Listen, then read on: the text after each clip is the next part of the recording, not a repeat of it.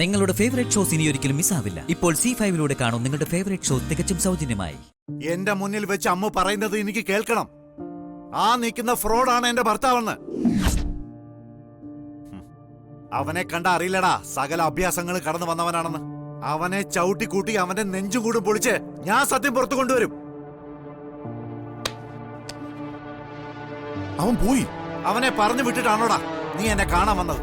പ്രഭേട്ട എന്തിനാ എന്നെ കുറ്റപ്പെടുത്തുന്നത്? നീ എന്താടാ പ്രഭാചന്ദ്രനെ പറ്റി കരുതിയത്?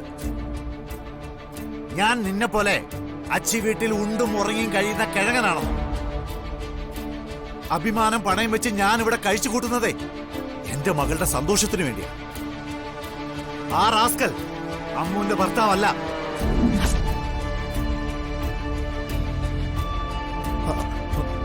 പ്രഭേട്ടന് അതെങ്ങനെ അറിയാം?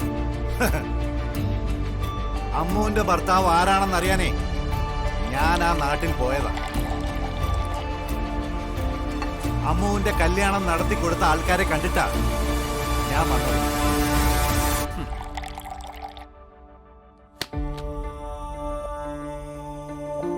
പയ്യനെ ചൂണ്ടിക്കാണിച്ചു തരാൻ അവർക്ക് കഴിയാതെ പോയി. അതിനെപ്പറ്റി അവർക്കൊരു വിവരവുമില്ല. പക്ഷെ ഇപ്പൊ വന്നവൻ അമ്മുവിന്റെ ഭർത്താവാണെന്ന് അവള് പറഞ്ഞ അവന്റെ ഫോട്ടോയുമായി ഞാൻ ആ നാട്ടിൽ പോകുമെന്ന് അവളോട് പറയും. എന്റെ മുന്നിൽ നിന്ന് അവള് വിറയ്ക്കൊപ്പോ ഞാൻ എന്തിന് പെരുവണ്ണാപുരത്ത് പോണം? അവിടെ ഉള്ള ചിലരുടെ നമ്പർ വാങ്ങിച്ചിട്ടാ ഞാൻ ഇങ്ങോട്ട് വന്നത്. അവന്റെ ഫോട്ടോ അവർക്ക് അയച്ചു കൊടുത്താൽ തീരാവുന്നതേ ഉള്ളൂ എല്ലാം. അതവിടെ തീർന്നില്ലേ പ്രഭേട്ട? അവൻ നാളെ വന്ന് ഇവളെ വിളിച്ചിറക്കിക്കൊണ്ട് പോകാൻ ശ്രമിക്കില്ലെന്ന് നിനക്കെന്ത് ഉറപ്പാണുള്ളത്? ഈ വീട്ടിലുള്ളവർ ഇവളെ അവന്റെ കൂടെ പറഞ്ഞയക്കുമ്പോ അവനാണ് ഇവളുടെ ഭർത്താവെന്ന രേഖ വേണ്ടേ? അവൻ ഇവളെ കൊണ്ട് വിൽക്കില്ലെന്ന് നിനക്ക് ഉറപ്പ് പറയാൻ പറ്റൂ? ഇത്രയും കാലം ഇവളെ പോറ്റിയ ഈ വീട്ടുകാര് മറുപടി പറയണം. ഇവളെ എവിടെ നിന്നോ കൂട്ടിക്കൊണ്ടുവന്ന എന്റെ മോള് പ്രതിയാകും. അത് എന്നെ ബാധിക്കുന്ന പ്രശ്നമാ. അല്ല, അവന്റെ അഡ്രസ് നിങ്ങൾ ആരെങ്കിലും കുറിച്ച് വാങ്ങിയോ? അത് അവൾക്ക് ഡിവോഴ്സ് കൊടുക്കാന്നും പറഞ്ഞ് അവൻ പോയി. ഫോൺ നമ്പർ തന്നിട്ടുണ്ട്. ആരാ ദിനേശ ഈ നാടകത്തിന്റെ പിന്നിലെ?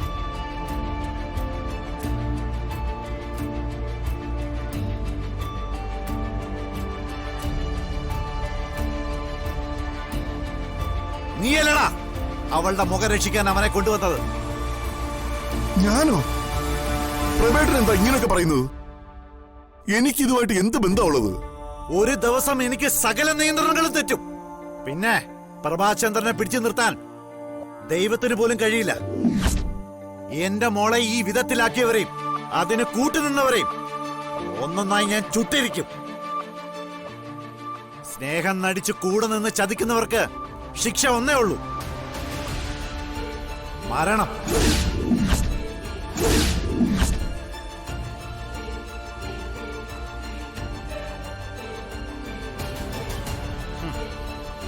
പ്രഭാചന്ദ്രന് ഇനി നോക്കാനൊന്നുമില്ല. മുന്നിൽ നേരത്തെ നിർത്തി വെടിവെച്ച് കൊല്ലും ഞാൻ. ഇറങ്ങിപ്പോടാ എന്റെ മുന്നിൽ നിന്ന്. നിക്കേ.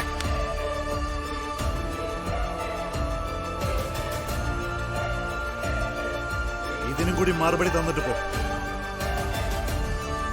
സഞ്ജയ് എന്ന് തന്നെ പേര് പറയാൻ എന്താണ് ദിനേശ കാരണം? വേറൊരു പേര് അവന് പറയാൻ തോന്നിയില്ലേ? അത് അവന്റെ പേര് അതായിരിക്കും. തട്ടിപ്പിന് വരുന്ന ആരെങ്കിലും സ്വന്തം പേര് പറഞ്ഞ ചരിത്രമുണ്ടോടോ ദിനേശ? ഒരാൾക്ക് പോലും എന്നെ മുന്നിൽ മാപ്പരയ്ക്കാനുള്ള അർഹതയില്ല. വിചാരണ പോലും ഇല്ലാത്ത കോടതി എന്റേത്. നീ ഓർത്തു വെച്ചോ. ഓടാ.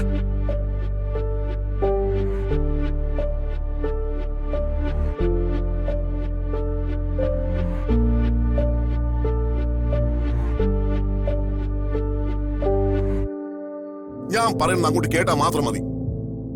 മോനെ, കവിത ബിസിനസ്സിൽ കൈയടത്തിയത് സഞ്ജയ് എന്ന പേര് കേട്ട് അറിവ് വെച്ച. ഞാനിത് വല്ലതും അറിഞ്ഞോ? പിന്നെയല്ലേ കാര്യം പിടികിട്ടിയത്. നിന്നോട് ഞാനത് പറയാതിരുന്നത് കവിത ഏതറ്റം വരെ പോകുമെന്ന് കാണാൻ വേണ്ടി മാത്രം തന്നെയാണ്. ഒരു മണ്ടനല്ലെന്ന് എനിക്ക് നന്നായിട്ട് അറിയാം. ഞാൻ സംസാരിക്കുന്ന മനസ്സിലാക്കാനുള്ള ബുദ്ധിയും നിനക്കുണ്ട്.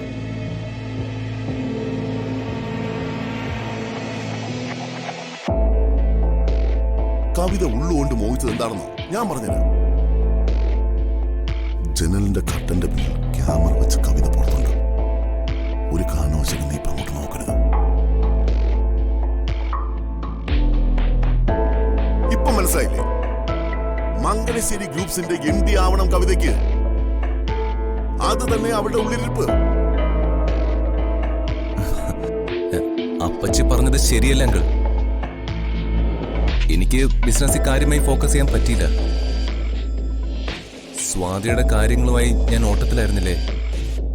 പക്ഷേ എന്നെ അപ്പച്ചി അമ്മുവിന്റെ കാര്യത്തിൽ ഇത്രമാത്രം സംശയിക്കാൻ എന്താ ഉള്ളത്? ഒന്നുമില്ല. പിന്നെ അപ്പച്ചിയുടെ ഭാഗത്തുനിന്ന് തെറ്റായി എന്തെങ്കിലും ഉണ്ടായ ഞാൻ ചൂണ്ടിക്കാണിക്കും.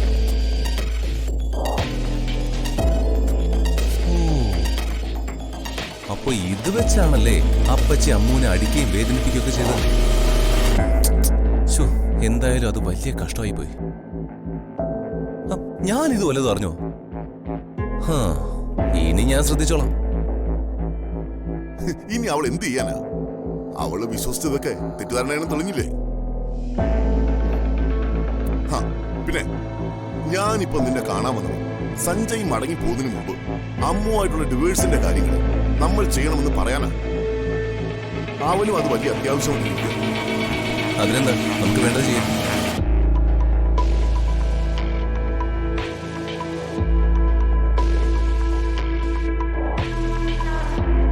ഇപ്പൊ നിനക്ക് മനസ്സിലായില്ലേ നീ എത്രമാത്രം അപകടത്തിലെത്തി നിൽക്കുന്നു? ഇനി പറ, ഞാൻ ഇങ്ങനെ ചെയ്തതിൽ എന്തെങ്കിലും തെറ്റുണ്ടോ? അത് അങ്കിളെ, ഞാൻ പിന്നെ നീ ഇനി ഇവിടെ വെച്ച് ഒന്നും സംസാരിക്കാൻ നിൽക്കണ്ട. നീ ഒന്ന് പുറത്തേക്ക് പോ.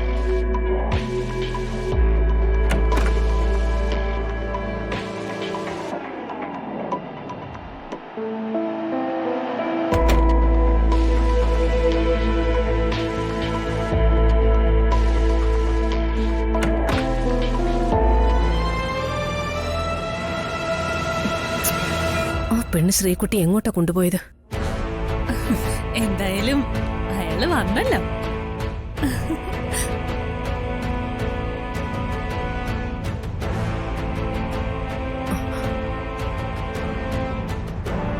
നാശം. അവിടെ ഒന്ന് റെസ്റ്റ് എടുക്കാൻ പോലും സമ്മതിക്കില്ല.